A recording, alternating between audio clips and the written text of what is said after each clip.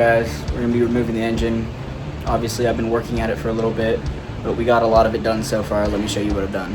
So before I even think about pulling the engine, I have to drain the oil. And this is actually only the second time I've done an oil change on this car because I didn't have it driving that long.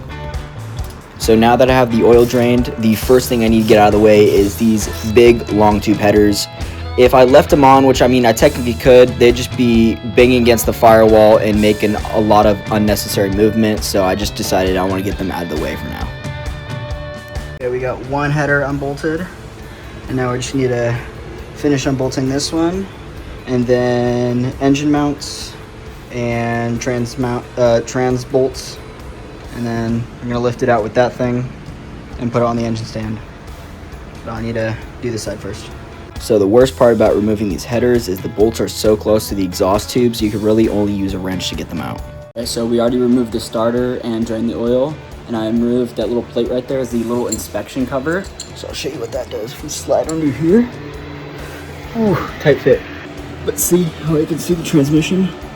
It's that little inspection cover right there. And then I also removed this starter, which is right up there.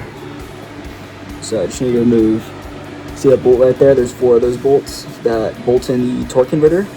Once I remove those 4 bolts, I have to do the bell housing bolts and the motor mounts, and then we can pull it.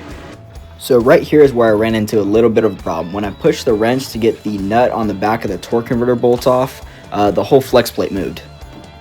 So my next solution was obviously to try and use my impact, but that didn't really fit in there that well. So you'll see I'll try and go with something else here because the transmission just kept moving. Okay, so I'm at the point right now where I'm removing the torque converter bolts. There's 4 torque converter bolts.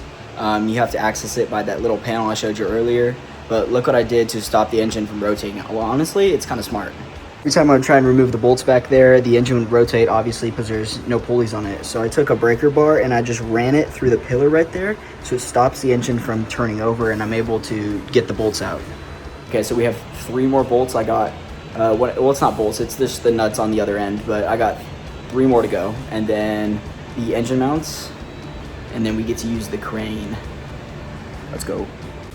So after running the breaker bar through that pillar, I was finally able to get some tension on the nut and break it loose.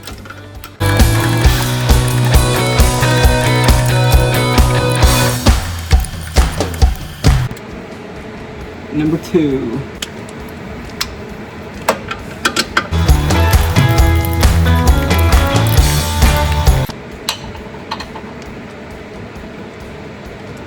Number 3. So after getting out the 4 torque converter bolts and the 6 bell housing bolts, the only thing left holding this motor in was the 2 bolts that hold the motor mounts. Now, the driver's side motor mount came out fairly easily with an extension, but the passenger one definitely fought me. So now it is finally time to pull the motor out of the car. And I've never really used one of these engine hoists before, so it was a little intimidating. But as you can see, when I first started, the entire car started lifting, and then the engine just finally separates from the motor mounts that I think it was a little snagged on. But it was definitely a little stuck on something still, because I tried to move the motor and it was caught on something, so I went to check it out. Now, it was still snagged on that passenger motor mount. Even though the bolts was out, this is a 289 engine, and I assume it's the original one that came in the car, so it's, I think, rust welded together. So after shaking the motor up a little, I figured it was time to drop it back down because I had pulled it up a little. So I took the engine hoist and I lowered it back down to try and get that stuck motor mount on the passenger side loose. I let it drop all the way back down onto the motor mounts and then went to check under the car to make sure it wasn't snagged on anything underneath the car. Now, up until this point, this is the only bolt that has fought me. All the other bolts came out just fine. The bell housing, the torque converter, and all the other bolts came out fine. This is the only one that fought me. Oh man. Fucking coolant everywhere.